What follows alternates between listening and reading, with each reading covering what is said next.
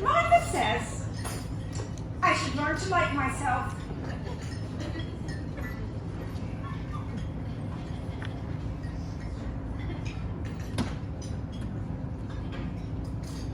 I am learning to like some things, like Dickon and Martha's mother, though I've never met them, and the robin, of course.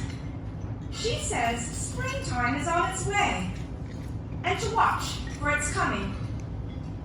Martha has to walk 5 miles to get to her cottage, and this is her day off. I will go to the garden, and I will watch. Ben Weatherstaff said I should be able to smell the spring coming. But I did hear something. It was the robin. He came so very close. So close, I think he remembered me.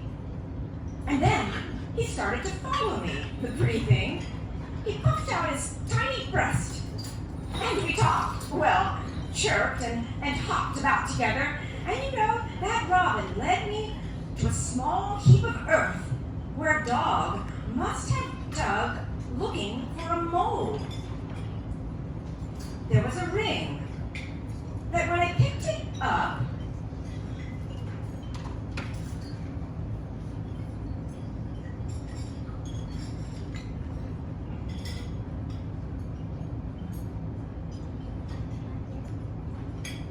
it was a key that had been buried a long time. Perhaps it has been buried for 10 years. Perhaps it is the key to the garden. I will find that door and find out what happened to the old rose trees.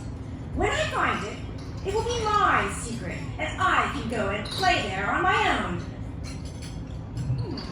That ivy there is so thick, it covers the wall. I can see the tops of the trees in the garden. But can't get in. This is silly, but I have the key and will carry it with me till I find that door. Martha brought me a skipping rope with her own tuppence, although it was her mother's idea. I've never had a skipping rope, and I'm not very good. But Martha's mother said I must go outside every day, even in the rain, to skip.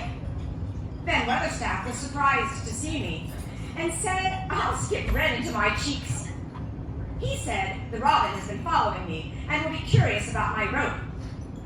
I made it to 20, and then to 30, and I could feel the secret key bumping from my pocket as I jumped.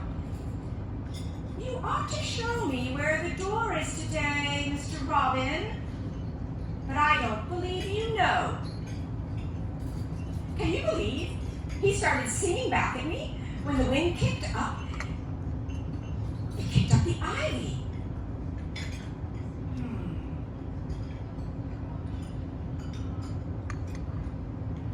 That is when the magic began.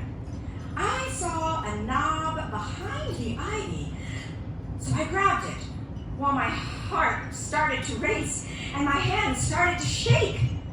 The robin kept singing and twittering all the while, like he was excited too. Wouldn't you know, that square thing of iron under my hands was the lock to the door that had been closed 10 years? My key took both of my hands to turn, but it worked. No one was coming, so I slowly opened the door. With a deep breath, I slipped through and shut the door behind. Can you believe I was in? I was inside the secret garden. It was the sweetest, most mysterious place anyone could imagine. I don't know if they are dead or alive, but I could see rose vines everywhere, climbing, making bridges, all tangled from tree to tree. How different it is. How still.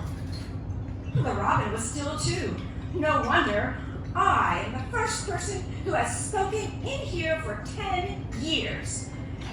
Then the robin jumped down and started showing me things. Grass paths, evergreen alcoves with stone seats and tall moss-covered flower urns. In what was once a flower bed, I noticed something sticking out of the black earth. Some sharp little pale green shoots. Then it talked about crocuses or snowdrops or daffodils. Could they be? It isn't quite a dead garden. Even if the roses are dead, there are other things alive. I could clear a place so that the points can breathe. There's so much to do. I almost forgot my noontime dinner, which tasted very good. 2 helpings I had. Martha says the white roots that look like onions are bulbs, and bulbs make flowers like daffy downdillies and lilies and purple flags. They work under the ground for a lifetime, she says, and then they spread out and have little ones. I wish it was spring and that I had a little spade. Martha says she'll get me one. But I have to be careful not to spoil the secret by telling why I needed the spade. I told her I might make a little garden in this lonely place. So I got out my spending money for Martha to get me seeds. We wrote a note to Dickon for the things we would need for my garden, and she said he'd bring them to me. Then I shall get to see Dickon. And I did. I found him sitting under a tree, playing his rough wooden pipe.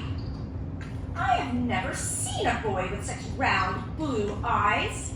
His cheeks are as red as poppies, and he has a turned-up nose. While he played, a squirrel, a cock, pheasant, and rabbits watched nearby. He had gotten my letter and was bringing me my tools and seeds.